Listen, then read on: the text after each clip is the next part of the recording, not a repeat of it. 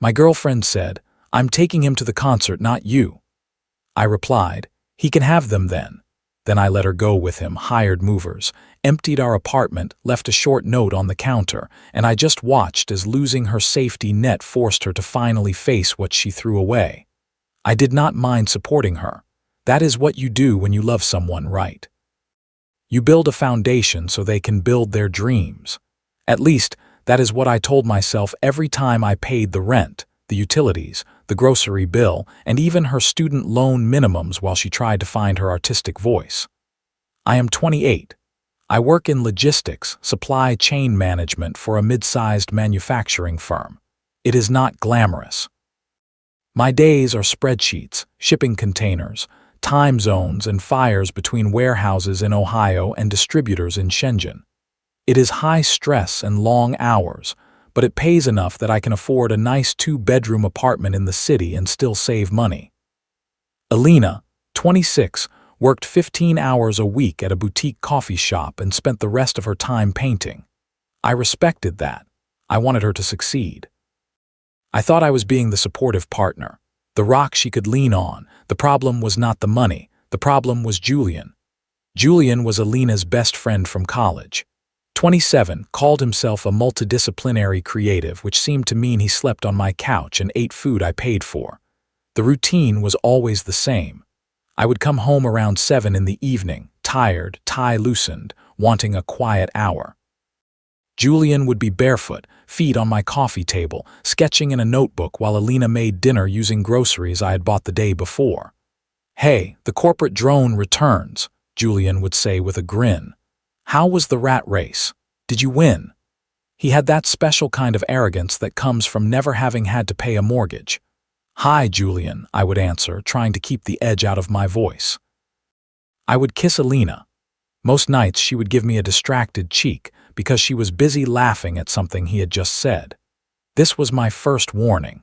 When the person you love shares all their fun with someone else and gives you only what is left, you are already being moved to the background. The incident that set the tone happened about 2 weeks before her birthday. I had picked up some nice ribeye steaks on the way home, a random Tuesday treat. I cooked them perfectly. Julian, of course, stayed for dinner without asking. As we ate, he started in with one of his talks. "I just do not know how you do it, man," he said, waving a fork full of my steak. "Trading hours of your life for a paycheck. It is so transactional. Do you not feel your soul drying up every time you clock in?" I cut a piece of meat and kept my eyes on my plate. "It pays for the apartment you are sitting in, Julian, and for the steak you are eating."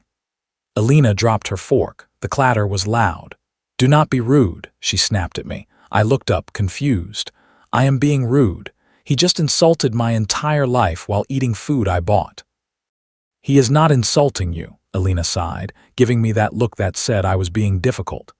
"He is talking about systems and society. You take everything so personally. You are always so defensive." "It is a philosophical observation," Julian added, taking a sip of the wine I had been saving for a special occasion. "I just prioritize freedom over comfort. I could not be caged like that." "It is easy to prioritize freedom when someone else is paying for your comfort," I said. Alina stood up. "Okay, that is enough. If you are going to be in a bad mood because you had a hard day, go to the bedroom.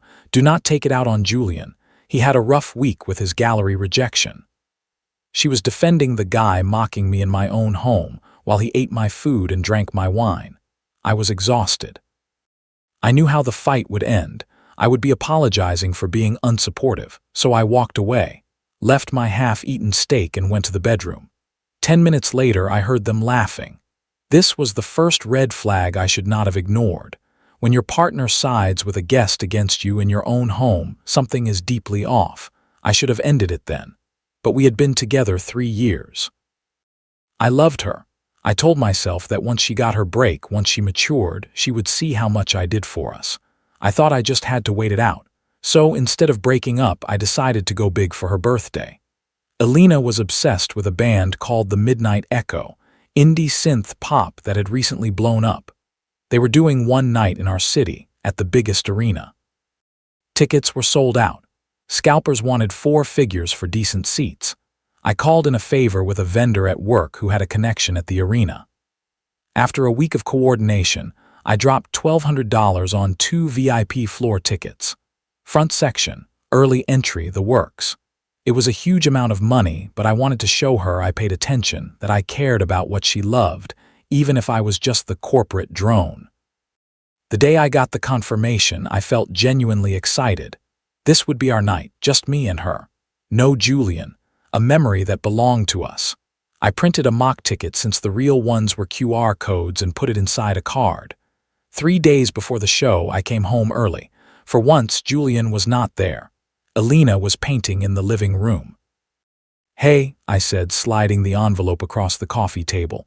"Early birthday present." She opened it. Her eyes went wide. She covered her mouth with paint-stained hands. "No way," she whispered. "The Midnight Echo, floor seats, these are sold out everywhere." "I pulled some strings," I said. "I know how much you love them. I wanted us to have a special night." She jumped up and hugged me. It was the first real affection I had felt in months. For about an hour, everything felt like it used to. She texted her friends, posted a picture of the mock ticket on her story, careful not to show the code. I made dinner. We ate together. Then around 9, her phone buzzed. She checked the screen and her smile faded. She typed back, hesitated, looked at me, then at her hands. "What is up?" I asked as I loaded the dishwasher. "It is Julian," she said. Of course it was. "He saw my post. He is really upset. He loves this band. We used to listen to their first EP all the time in his dorm. It is kind of our thing." "That sucks for him," I said. "I could not get 3 tickets. I barely got 2. "I know," she said. She walked into the kitchen and leaned against the counter across from me, arms crossed. "But he has been in a dark place since the gallery rejection. He has been talking like nothing matters. I am worried about him." "Alina," I said, trying to stay calm, "I bought these tickets for your birthday, for us." "I know," she said again. "But think about it. You like them, but you do not feel the lyrics like we do. You are just going to stand there and nod your head. For Julian, this could be life-saving, literally." The air felt thinner. "What are you saying?" I asked. She took a breath, like she was the one making a hard sacrifice. "I think I should take Julian," she said. "He deserves it more right now." The words sat between us. I waited for the joke, for her to laugh and say she was kidding, that she would never kick her boyfriend out of his own gift to take another man. The joke never came. "It is not a date," she groaned. "You are so insecure. It is about the music. Julian and I have a spiritual connection to this band. You just like them because they are catchy. Julian needs this when he is feeling low." "And what about me?" I asked. "Do I matter here, or am I just the wallet?" Her face hardened. "You bought them for my birthday, did you not? So technically they are my property. I should choose who I spend my birthday experience with. If you really loved me, you would want me to have the best experience. That means going with someone who truly gets it." That was the moment. It was not loud. It was a quiet click in my head, like a breaker tripping. The love, the patience, the hope that she would grow up. It all shut off. I looked at this woman standing in a kitchen I paid for, wearing clothes I had bought, planning to take another man to a concert I had funded. I realized she did not see me as a partner. She saw me as a utility. "Okay," I said. She blinked, surprised. "Okay, if that is what you want," I repeated, turning back to the dishwasher. "Take Julian. If he needs it that badly, take him." She sighed with relief and rushed to hug me from behind. "Thank you. You are the best. You are so understanding. Most guys would be such jerks about this." "Yeah," I said, staring at the soapy water. "I am not most guys." This is the point where many people start begging or bargaining, trying to hold on to what is already gone. Instead, he quietly starts planning his exit, and that is the part most people do not see coming. The next 3 days were all logistics, which, conveniently, is what I am good at. While Alina was at her coffee shop shift the next morning, I took a sick day. I visited a high-end apartment complex 3 miles away, closer to my office and far from the arts district she loved. I had good credit and cash. I signed a lease for a 1-bedroom that started immediately. It cost more than our current place, but I did not care. Then I called our landlord. "Look, I know our lease is month to month," I said. "I need to terminate." "You need to give 30 days, he grumbled. "I will pay the full next month as a penalty," I said. but I am surrendering the keys on Sunday. The place will be empty. He was happy to take the extra rent. Keys in the drop box by Sunday night. That was fine by me. That was the trap. I paid through the end of the month, but officially surrendered possession. When she came back, she would not be a tenant. She would be a person standing in an empty unit.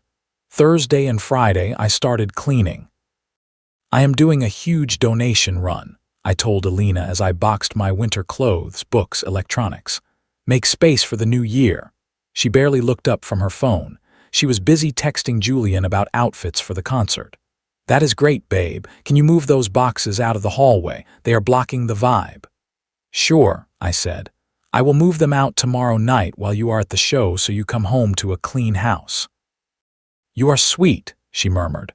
When someone shows you how little they are paying attention, believe them. Her lack of awareness made it very easy to disappear. I moved the small, important things first. My gaming PC, my grandfather's watch, the folder with passports and birth certificates. I loaded them into my car on lunch breaks and took them to the new place.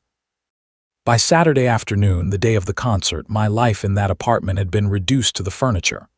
Julian arrived at 6. He was in skinny jeans, a fedora, and a vintage vest. He walked in like he owned the place.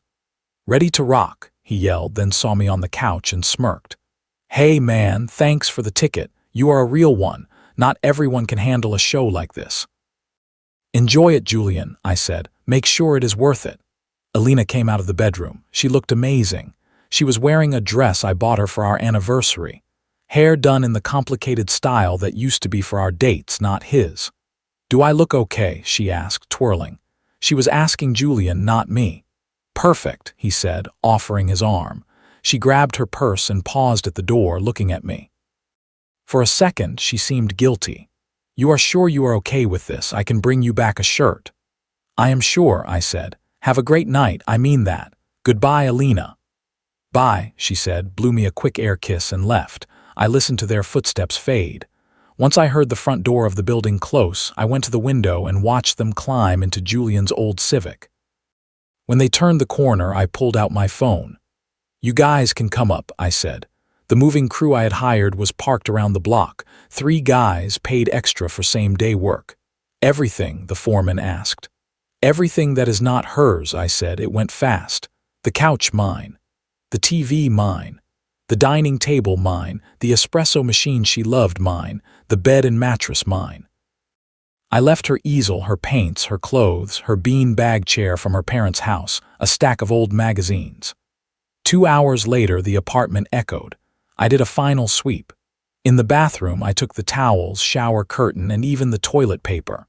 In the kitchen, I took the plates, silverware, pots, and food from the fridge.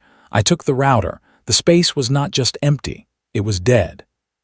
4 walls and a pile of her things. I took the house key off my ring, grabbed an old utility bill, and wrote a note on the back. Alina, he can have the tickets, and you.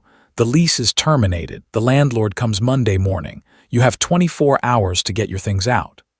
Short, clear, no lecture. I left the note and the key on the kitchen counter, the only surface left. Then I walked out, locked the door, and dropped the keys in the landlord's box. I drove to my new apartment, ordered a pizza, blocked her number, blocked Julian, and blocked her family. Then I sat on my couch in the quiet and waited for the explosion that I knew would come. It did not come that night. The concert ended around 11. I guessed they would go for drinks after. She would not be home until 1 or 2. I slept well. 2 days later, I met my old neighbor Mike for coffee. He looked like he had watched a horror film. What happened? He asked. I thought you were dead. I moved, I said. You did not just move, you vanished, he said. Saturday night, about 2:30 in the morning, I hear screaming from your old place. I go into the hall. Alina is standing there in a fancy dress, mascara everywhere, holding a piece of paper. The door is wide open. Inside, it is empty, completely empty. I nodded. She thought you were robbed, Mike said. She wanted to call the cops. I had to tell her, robbers do not take the shower curtain and leave the paint brushes. Then she showed me the note. He looked at me with a mix of shock and respect. That was cold, he said. Ice cold. She gave my birthday gift to her boyfriend, I said. I just gave her the rest of what she chose.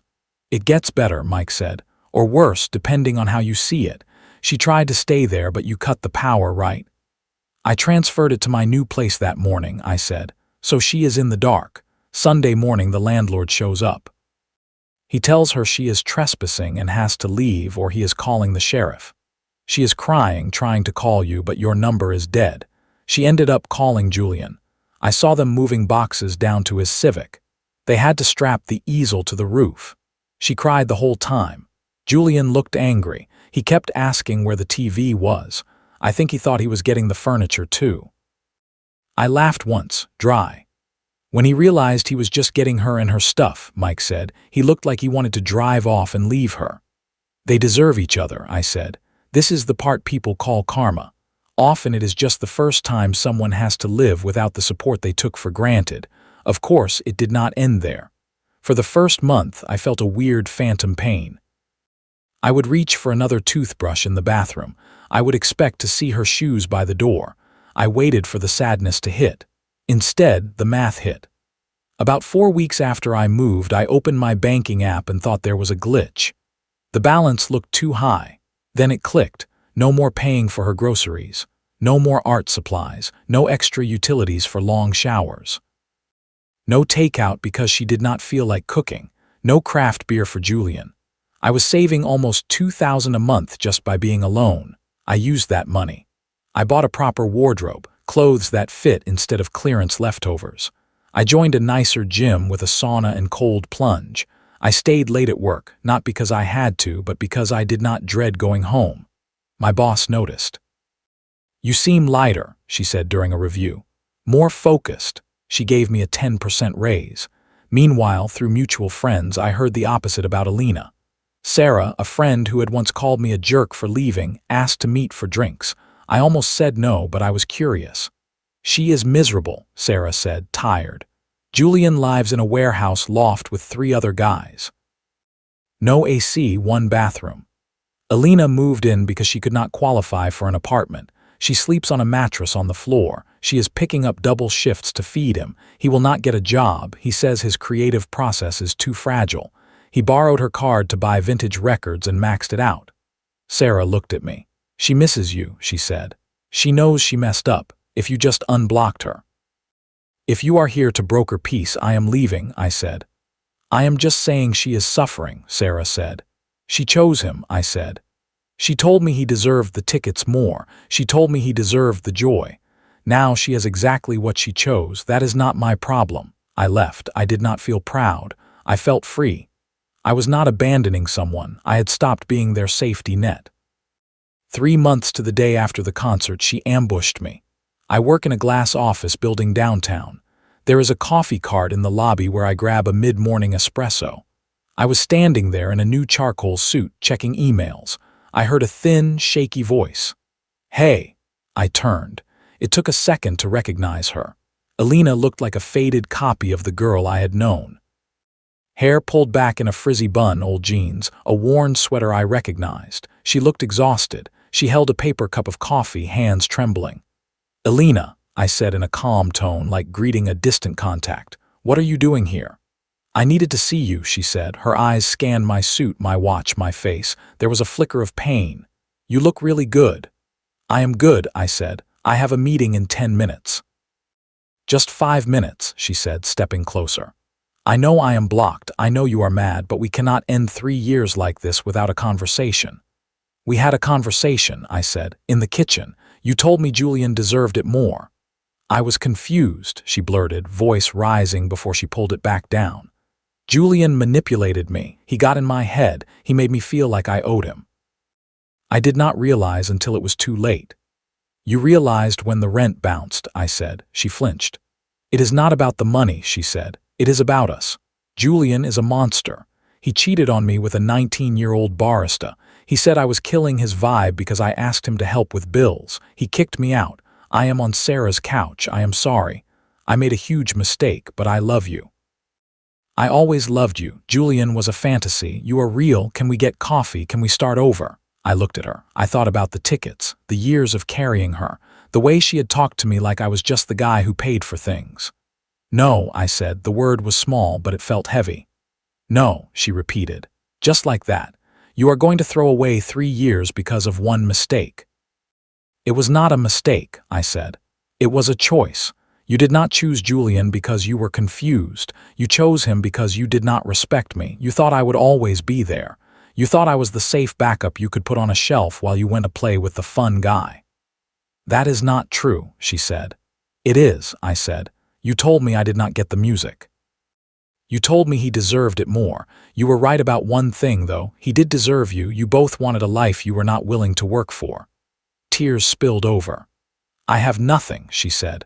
No apartment, no money. I miss my life. I miss you.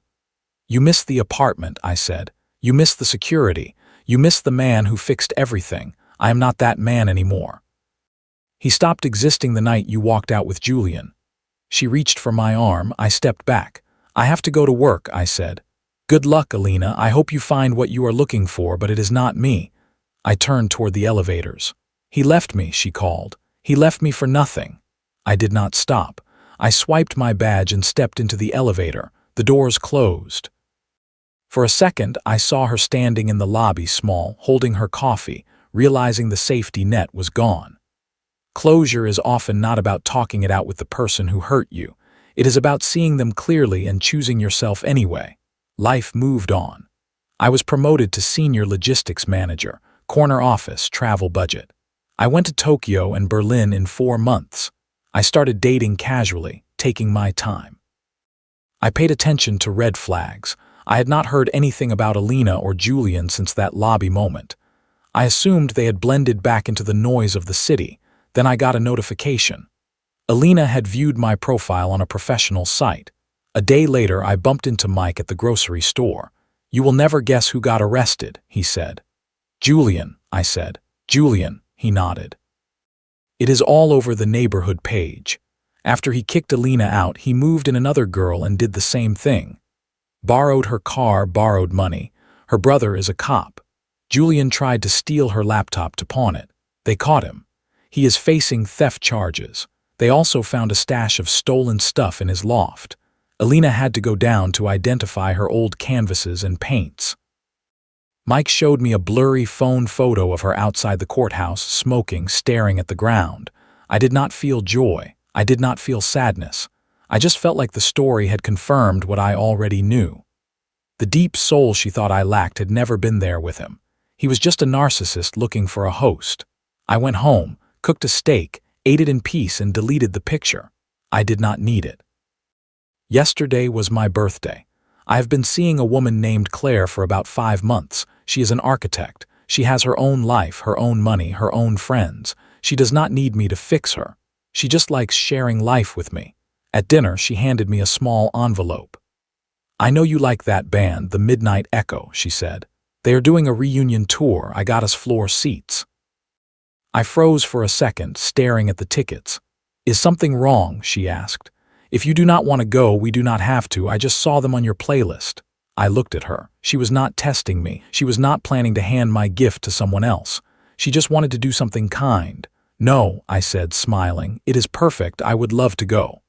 Good, she said. But fair warning, I do not know all the lyrics, so you might have to sing for both of us. I think I can handle that, I said. We went to the concert last night. The music was loud, the lights bright, the crowd alive. Halfway through a slow song, I looked out at the sea of people. For a brief second, I wondered if Alina was somewhere in the nosebleed seats, thinking about the front row experience she threw away. Then Claire squeezed my hand. This song is so good, she shouted over the noise. I squeezed back. Yeah, I said, it really is. I did not look around for Alina again. I realized it did not matter if she was there. The real karma was not that she ended up broke or that Julian was in trouble. The real karma was simple. I was happy. Quietly, peacefully, consistently happy. I gave away the tickets and I gave away the girl. In return, I got my life back. That was the best trade I ever made. Now, some lessons from this story. Lesson 1. If someone is happy for you to pay for everything in private but embarrassed to stand beside you in public, they do not see you as an equal partner. Lesson 2. Support is not the same as self-sacrifice. When your support is treated like a duty and never like a gift, it is time to step back. Lesson 3. When a partner uses guilt to give your gift to someone else, they are telling you exactly where you rank in their life. Lesson 4. You do not owe a soft landing to someone who only sees your value after their risky choices collapse. Lesson 5. Sometimes the coldest move is also the healthiest one. Quietly leaving and rebuilding your life can be more powerful than any argument. Lesson 6. Real karma is not watching them suffer. Real karma is finding peace, stability, and love with someone who actually respects you. What about you? At what point in this story would you have walked away? Have you ever been treated like a wallet or a backup plan? Share your thoughts in the comments. Someone reading might need to hear your perspective.